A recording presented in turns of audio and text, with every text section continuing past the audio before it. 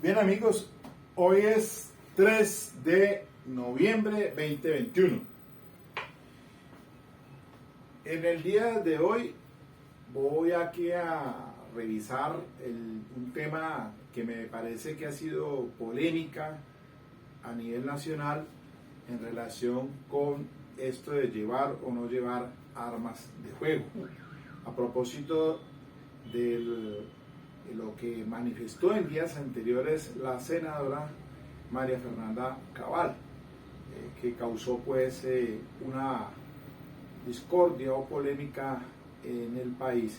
Pero voy a mirarlo acá con un enfoque académico y miramos entonces algunos aspectos importantes, los pros y los contras y pues algunos asuntos aquí que se relacionan pues con este tema pues que realmente sí preocupa frente a al actual aumento de la delincuencia del país. Sin embargo, pues hay que mirarlo desde otras perspectivas y entonces, pero primero miremos lo siguiente.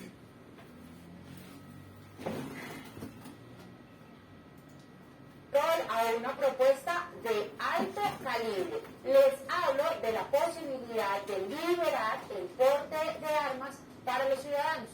El proyecto de ley ya fue radicado por la senadora María Fernanda Cabal del Centro Democrático. Dejemos que ella misma nos lo explique. No puede ser que mi vida valga menos que la del delincuente. Y no podemos tener un policía a cada ciudadano al lado. Lo lógico y lo que es de sentido común es que podamos tener porte legal de armas, que quien quiera sacar un permiso simplemente es que lleve toda su documentación, que no tenga antecedentes, que tenga todas sus facultades mentales para poder hacerlo y que pague al Estado lo que corresponde. ¿Cuál es el misterio? Así fue siempre, hasta que Santos inventó el tal porte especial y desarmó a los ciudadanos de bien. Pero no a todo el mundo le suena este proyecto de ley. Esto dijo el expresidente Álvaro Uribe Vélez en su cuenta de Twitter. Tema muy delicado. No pidamos generalización de porte de armas.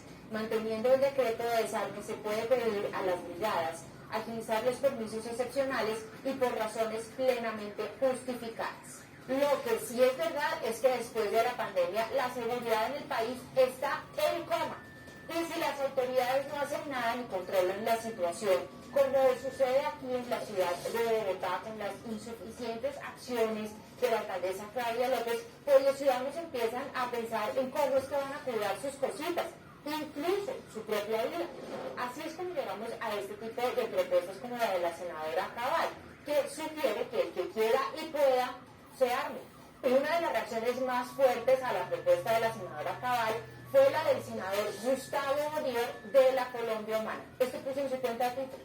Estar armado es seguir atizando el paramilitarismo. El pretexto de la autodefensa es ridículo. Ningún rico anda sin escoltas. Lo que quiere Cabal es favorecer la venta de armas o armar a Colombia para que las próximas revueltas sean a Habana. Como saben que perderán el poder, así reaccionó la senadora Cabal en Wiki en semana al no de Bolívar. Eso solo lo puede decir una persona con el coeficiente de Gustavo Bolívar y con su capacidad de ser un permanente imbécil. Primero porque yo no estoy procurando armar a nadie, más bien que él hable con sus amigos que tiene de la extrema izquierda, a los que tanto les cree para hacer la paz, y le diga que dejen de matar gente. Si el ELN era el que estaba en negociaciones con este gobierno, ocultas, no entiendo por qué le dieron de premio a este país 22 cadetes de la policía, los más destacados, los mejores, todos campesinos de familias pobres, para asesinarlos. Entonces esa lógica pervertida del senador Bolívar, la verdad es que me parece grotesca, que es altera tener que leer. Bueno, pero al final, armar a los ciudadanos es o no es la solución. Permitir el porte de armas a los ciudadanos es un retroceso inmenso lo que hemos construido para salvaguardar la vida de todos los colombianos. Es la clara demostración que al Estado colombiano le quedó incapaz la tarea de salvaguardar la vida de nosotros. Pero adicionalmente recordemos que la intolerancia es el primer detonante para las riñas y para los homicidios en nuestro país.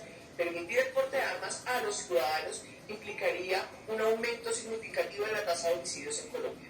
Nosotros hemos hecho un esfuerzo muy grande como sociedad para decir que la vida vale más que las cosas, que uno no se debe dejar matar en hurto. Y si lo que estamos diciendo es que usted se debe proteger a sangre y fuego ante un hurto, pues estamos poniendo en un escalón menor la vida de los colombianos. Y yo sí creo que nosotros no nos debemos dejar matar, porque yo creo que la vida vale más que cualquier bien material, y creo que como sociedad es una cosa que debemos, impulsar. Mientras tanto, en Bogotá, en la última semana han ocurrido 4 tiroteos en plena luz del día. El último ocurrió hace unas pocas horas en el sector de las ferias, en donde resultó una persona herida. El pasado fin de semana se presentó un caso de sicariato en el San Andresito de San José, en donde lamentablemente murió una persona. La semana pasada perdió la vida el patrullero Edwin Caro mientras realizaba una requisa a unas personas que se encontraban en una moto en pleno barrio El Moral. Y casi que de manera simultánea también se presentó un tiroteo en el barrio Restrepo. Y mientras tanto, ¿qué están haciendo las autoridades en el caso concreto de Bogotá? ¿Qué está haciendo la alcaldesa Claudia López? Pañitos de agua tibia y medidas medio flojonas, como por ejemplo prohibir al parrillero en las motocicletas y empezar una política para decomisar armas. Lo cierto es que el mercado de las armas, que está prohibido, está muy activo, pero el monopolio de las armas está en el Estado. Entonces, ¿por qué pasa lo que pasa? El gobierno del presidente Duque le salió al paso a la propuesta de la senadora Cabal y dijo que no le jalaba. Esto dijo el alto consejero Rafael Guerra. El camino no es armar a los colombianos ni promover la compra ni el porte de armas. Las armas no son derecho en Colombia, conforme a la Constitución. Controlar rigurosamente las armas que tienen permiso y perseguir implacablemente las ilegales contribuye a reducir el delito. Garantizar el principio constitucional de exclusividad de la fuerza y el monopolio estatal de las armas de fuego son los parámetros de la política marco de convivencia y seguridad ciudadana que sustentan avanzar hacia el desarme general. La polémica está servida, pero hay una realidad, y es que después de la pandemia las calles de las ciudades colombianas están más inseguras. La inseguridad no es solo cuestión de percepción, como hay algunas personas que quieren hacérnoslo creer. Recordemos que en Bogotá hubo un caso muy dramático, un médico que mató a 3 de los delincuentes que pretendieron robarlo. Pero esa historia la cuenta una entre muchos. Mejor dicho, si el Estado no puede protegernos y a muchos nos da terror coger un arma, entonces, ¿quién podrá defendernos? Bueno, el tema es de una relevancia, pero pues aquí hay que tener en cuenta varias cosas. Yo creería pues que la senadora María Fernanda Cabal o no está bien informada o es una salida en falso frente a algunas posturas en las que son de populismo. Hay que recordarle que fue en el gobierno del general Gustavo Rojas Pinilla cuando se prohibió mediante el decreto 141 del año 1957, después de que subió en ese gobierno del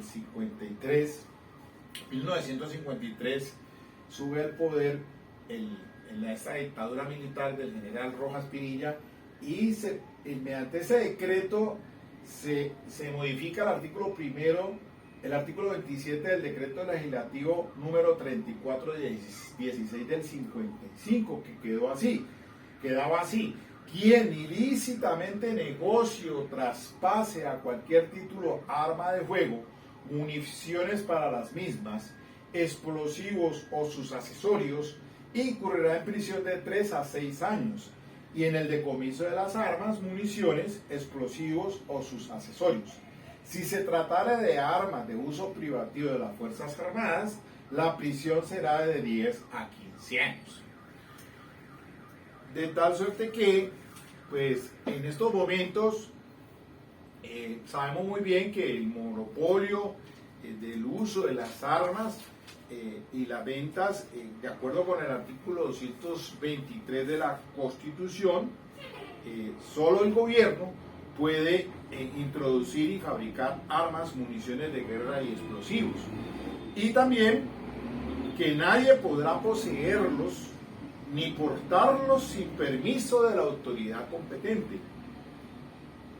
Y entonces, aquí es donde, salvo algunas excepciones, es que se otorga ese permiso especial de ese salvoconducto, que entre otras cosas hay que indicar que recientemente el gobierno ha suspendido mediante algunos decretos de acuerdo a la situación de orden público que se da en algunas regiones del país, pero haciendo también la salvedad que solamente queda para que se porte por parte de algunas personas de los organismos de seguridad, las Fuerzas Armadas, las fuerzas que la conforman pues las fuerzas militares y la Policía Nacional.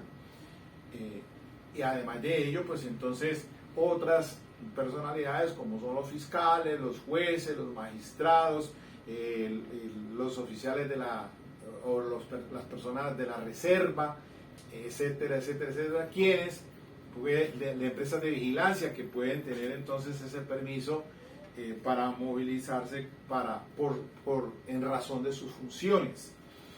Aquí también hay que recordar, mire, que es importante históricamente saber muy bien que fue en el gobierno del general Rojas Pinilla que se despolitizó la Policía Nacional, porque mediante el decreto 3518 del 9 de noviembre del año 49 se declaró turbado el orden público y en estado de sitio el territorio nacional.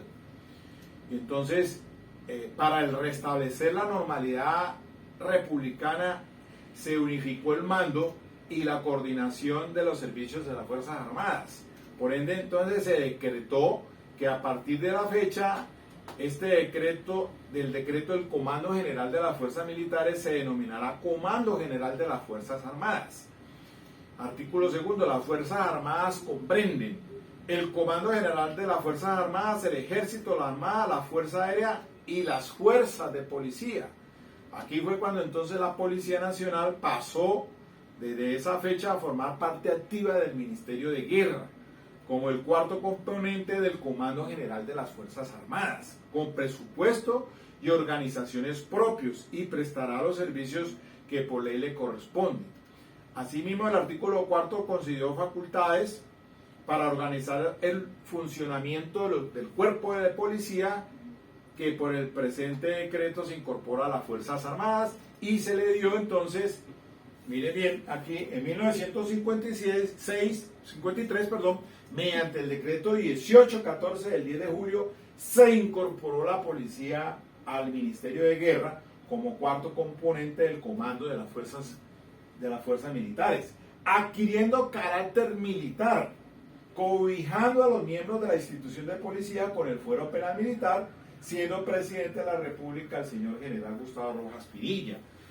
Recuerdo muy bien que cuando estuve en la justicia penal militar, pues estaba el Código de Justicia Penal Militar del año 58, que después ha tenido varias modificaciones hasta el día de hoy, pero también hay que tener presente que de acuerdo con la Constitución, como estaba la Constitución de 1853, después la otra constitución que se modificó mediante la Constitución Política del 91.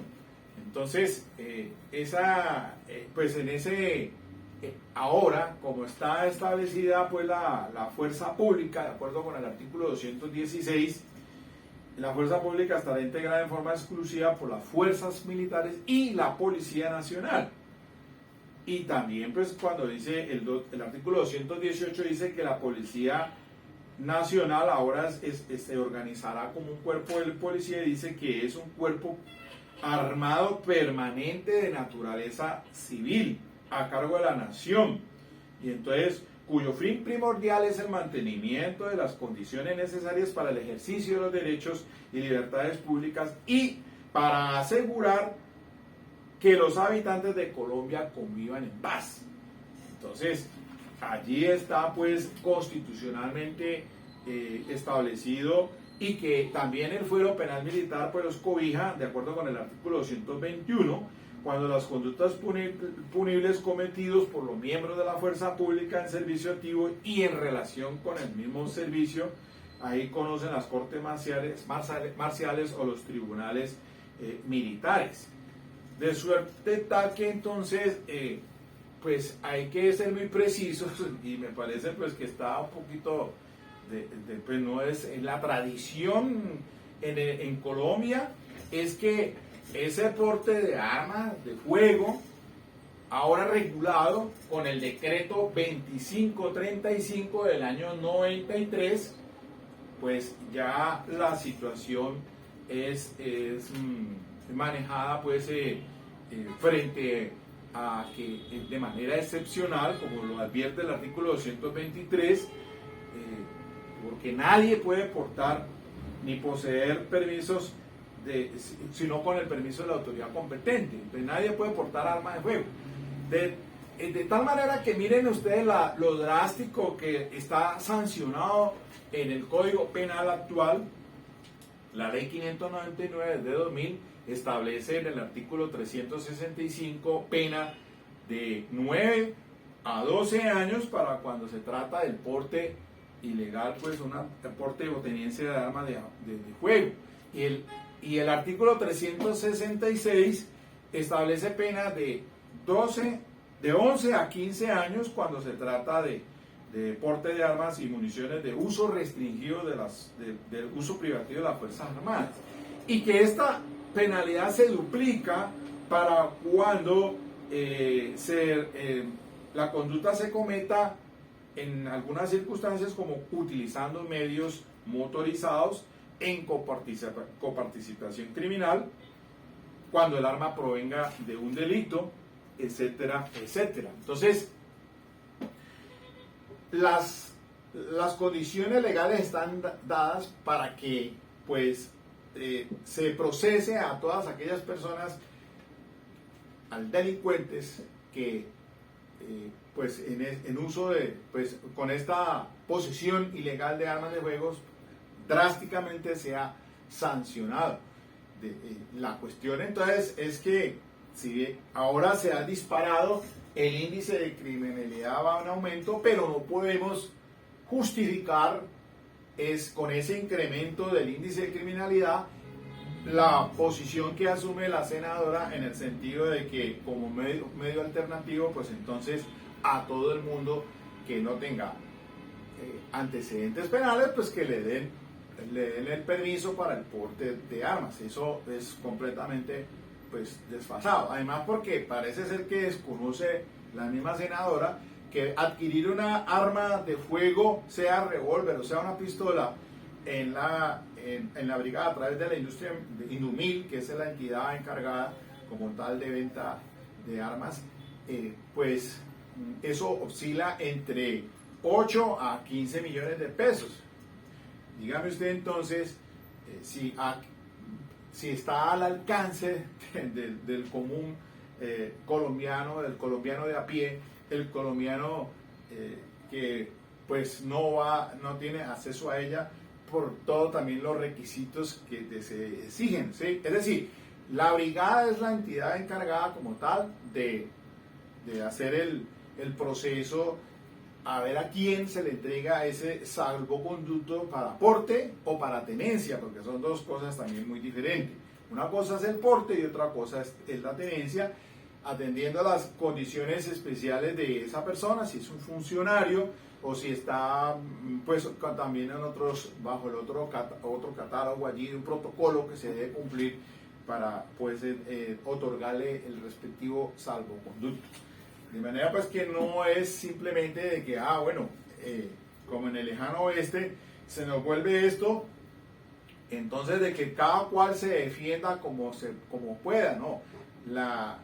Si hay problemas en cuanto al, pues de que obviamente no se le puede colocar un policía a cada habitante de Colombia, pues las políticas del Estado deben estar orientadas, obviamente, es a la reducción de la criminalidad y para darle entonces la tranquilidad que la ciudadanía requiere. En todo el territorio nacional, pues estamos viendo que después de pandemia o ahora que se ha abierto nuevamente los escenarios, pues sí se observa entonces un alto índice de criminalidad, pero como lo decía por ahí también una senadora, pues no se puede patentizar en el sentido de que frente a en la proporcionalidad de la protección de un bien menor, pues tenga que sacrificarse uno mayor. Es decir, pues obviamente que estamos en merced a que usted pues ejerza el derecho a la legítima defensa.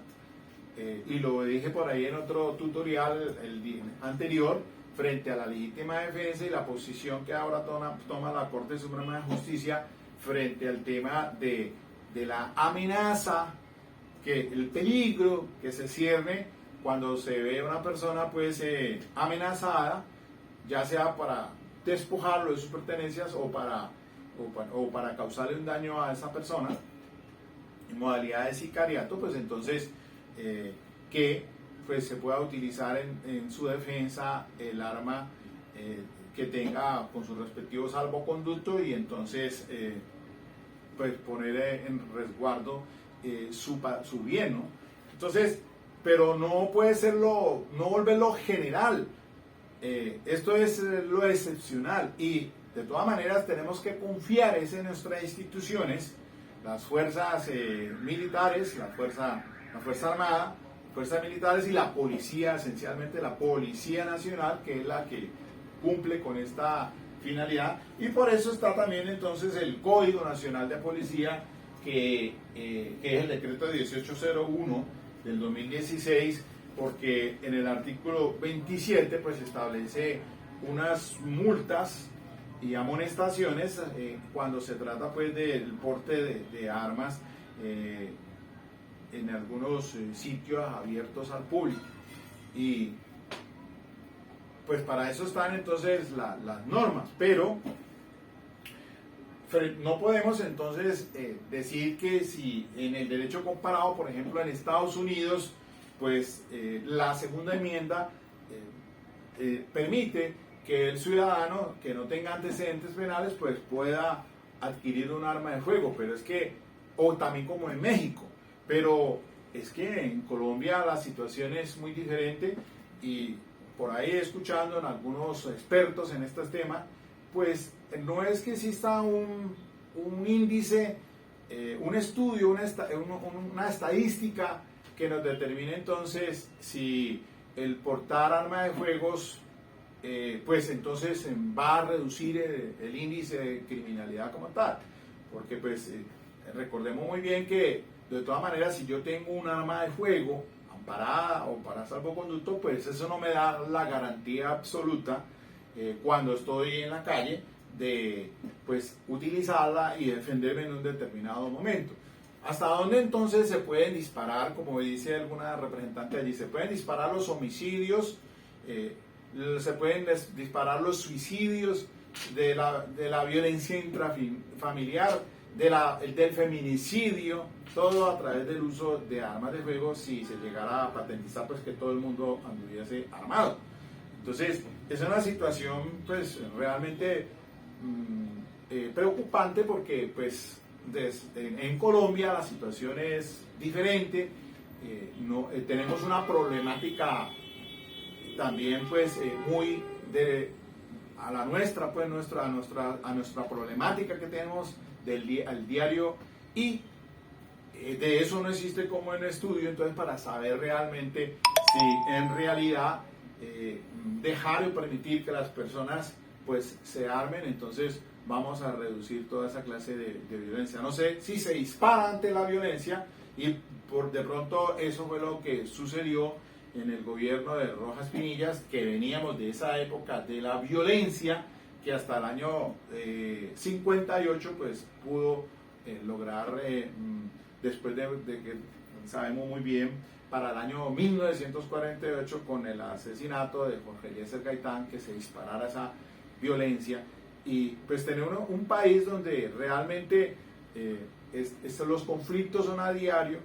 Digamos que la gente es intolerante, la gente cómo controlar, si lo hemos visto en diferentes escenarios donde la gente acalorada, bajo el licor, pues no mide las consecuencias frente ahora, para que digamos que salgan entonces con un arma de fuego, y pues entonces qué tipo de violencia se va a generar detrás de todo esto. Entonces hay que confiar, pienso yo, es en las Fuerzas Armadas. El Estado es el garante, y hay que exigirle al gobierno pues más políticas centradas obviamente a combatir ese tipo de delincuencia callejera, que es la que nos tiene pues atormentados en todas las capitales de Colombia.